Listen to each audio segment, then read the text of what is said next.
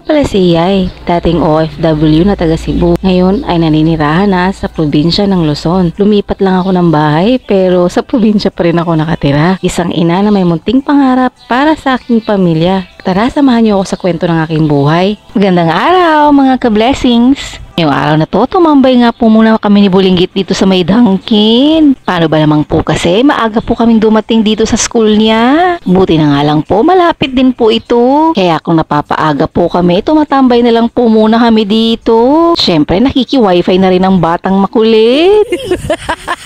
Mamayang 11 AM pa po kasi ang pasok niya. Kaya habang nandito tayo, nag-order lang po tayo ng donut at saka hot choco. Para naman po hindi nakakahiyang tumambay.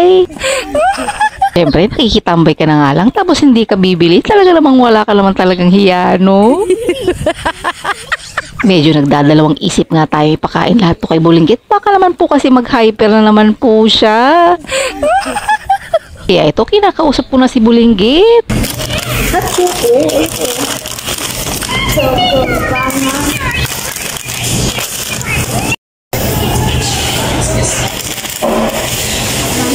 Tatlo muna. Okay. Basta kikinig po kay teacher, ha? Pagpapasaway, ha?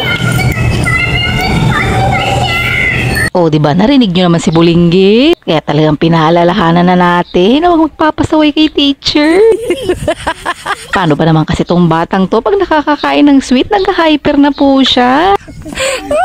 Kaya talagang kailangan mong kausapin si Bulinggit ng masinsinan para naman po maintindihan niya rin po. Medyo napapikit pa nga tayo dito at mainit pa po pala tong hot choco na ito. Paano ba naman po kasi hindi pa tayo nagkakape. Kaya talagang sinunggaban ko na nung makuha ko tong hot choco na to. Yun naman pala sobrang init pa po. Kaya dahan-dahan na lang po ko sa pag-iinom nito at napaso na po ata ang dila ko. Paano ba naman kasi excited uminom ang ina nyo? At habang nandito nga tayo, tumitingin-tingin na rin po ako sa oras. Baka kasi mapalatag tayo. Ayun pala, late na po pala ang batang makulit. Siyempre, habang nagkakapi ka, ang sarap kasing magmuni-muni. Yung tipong natutulala ka na lang habang hinihigop mo yung iniinom mo. Eto na nga't dinrap na rin natin si Bulinggit sa school niya. Pinagkumon po kasi natin ang batang makulit para naman po practice ang pagsusulat niya. At syempre, para ma-enhance na rin po ang skill niya. Kaya habang nandiyan si Bulinggit, ako munang uubos ang hot choco na ito. Ano ba naman kasi habang nagiinom-inom ako dun sa Dunkin, pasip-sip lang po yun at sobrang init po kasi.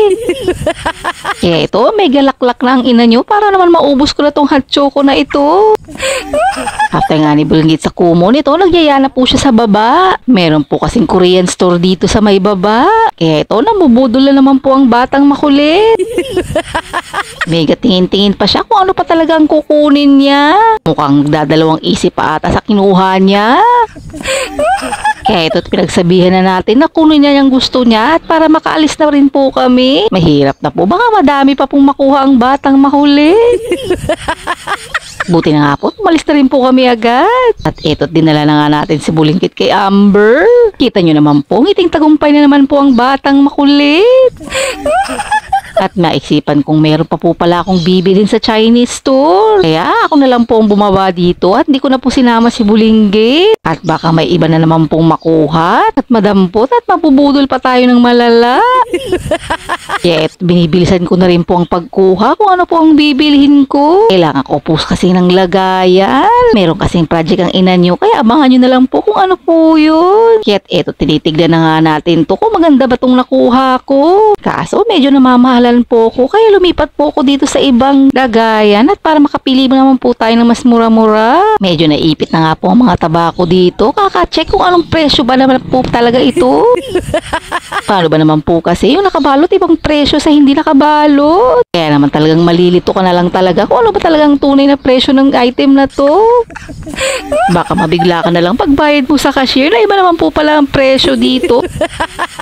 O siya, yan lang po muna sa araw na to mga ka-blessings. Salamat sa pagtanaw. At dahil nakarating ka na nga po pala sa part ng video na to, pipili po tayo ng isang masugid naming manonood at supporters na mabibigyan po namin ng pa-blessing.